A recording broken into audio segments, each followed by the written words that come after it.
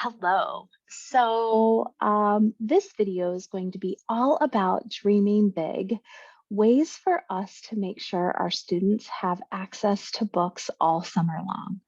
So, one of my favorite things to do is dream big. Think about like the possibilities and then try to figure out how to make it happen.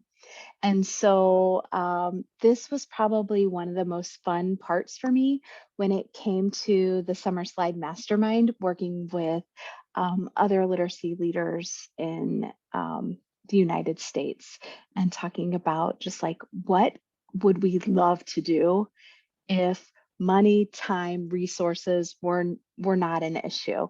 And so here are some of those things and some things that I just added in. If you can't tell, I am sort of a freak about making sure that um, kids have access to books and that we read a lot because I know the power of that. Any way we can inspire and encourage each other in this, I think it's really important. So I love this idea. And I actually got this idea from a principal in New York City. This is called Box Deliveries. And so I'm just sort of taking her idea and tweaking it a little bit. So I worked with a principal in New York, and her school was a Title I building. 99% of the students were free and reduced lunch and multilingual, and she had some of the highest scores in the state. And so on their high stakes assessment. And so when you start seeing results like that is somebody you want to spend some time with, right? And so when I was chatting with her, I asked her, what do you do here? And before I've talked to you guys about like when our students walk in the door, do they feel accepted for who they are? And or do they have to check part of themselves at the door to be accepted? And something that she did is that she met with students who were reluctant readers, especially her reluctant readers, and just got to know them better. Every single student in her building that was a reluctant reader, especially, she met with those students. And then one day she would just show up in their classroom and have a box of books that she chose just for them. And that was such an impact on their students, her students, that they did become, they were no longer reluctant readers.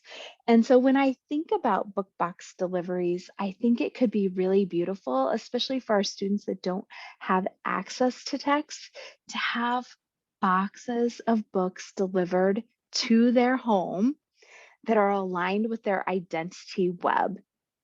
I think those books could be multilingual. I think if we have students that are multilingual, we need to embrace and encourage and provide books that are multilingual, even though they are very difficult to find. They are out there. And if somebody needs help with that, I'm happy to help you with that. I think making sure that some of those books are on their level, and then if you're going to have book clubs, like the virtual book clubs, which I think I talked about in another one, but I might like bring that up today too.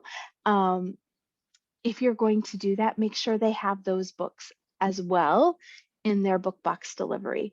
What we know, I was talking with a teacher who was, I think, in Jersey, and she was talking about how she works in a district or in a building that many of the students are at poverty level, and she did something because she had her classroom library and she was on a fixed income and she had to create her own classroom library, and many of her books were hand-me-downs or used.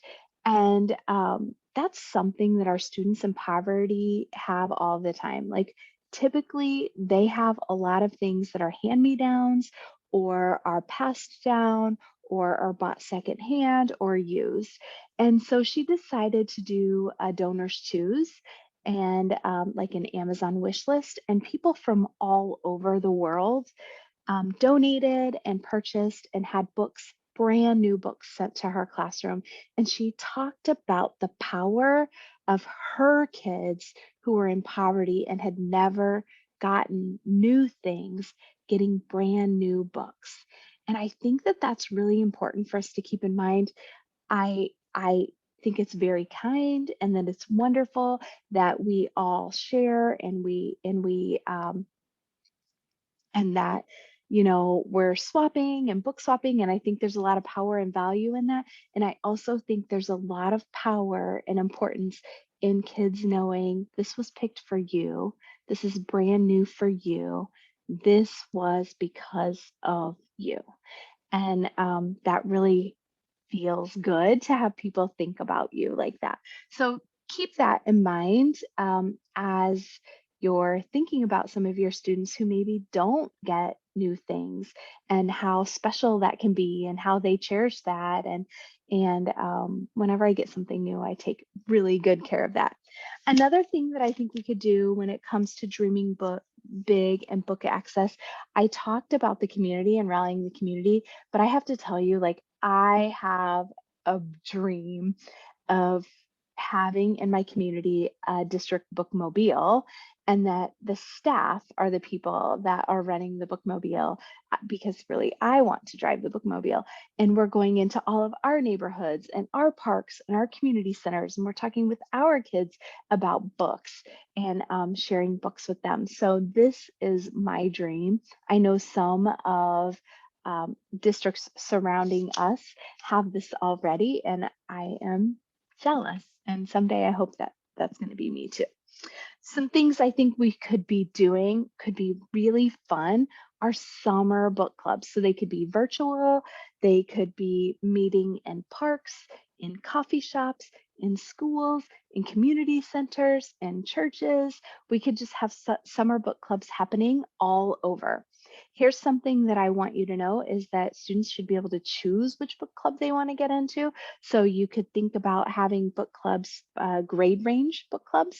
You could think about one book, like all kids in the school could read a book. So, be wise in that choice and make sure that they can have access via the actual book, ebook, and audiobook. So I think that that would be really important. I want you to know when I say summer book clubs or summer reading, I do not advocate at all K-12 for summer homework, period. Don't, I don't do it. So if you do it, that's up to you, and that's okay. So I'm not judging that. I'm just saying that is not my thing. So when I'm saying summer book clubs and virtual clubs and all this stuff about reading, it's about choice, like kids wanting to participate so that we can increase a love, a motivation, and engagement. And then finally, I think this is really fun, having a reading challenge. So how much fun would it be to have students versus the parents, or students versus the staff, or students versus the adults, and somehow like tracking that on your website, and even maybe if you have some way on the boards that are outside of your schools to talk about, like, so when kids walk by or drive by, they could see like where the adults are and then where the kids are in the summer reading challenge. And that could be super fun and super motivational. And then when school starts, have just like some sort of big celebration. A lot of people do fall festivals. Well, let's do a summer or a school kickoff reading celebration and celebrate what happened at our reading challenge.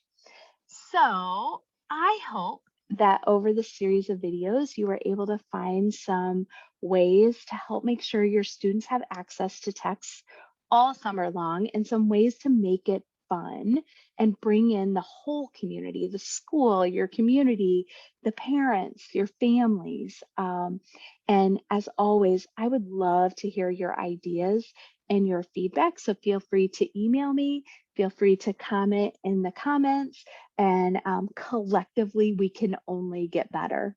Have a great day.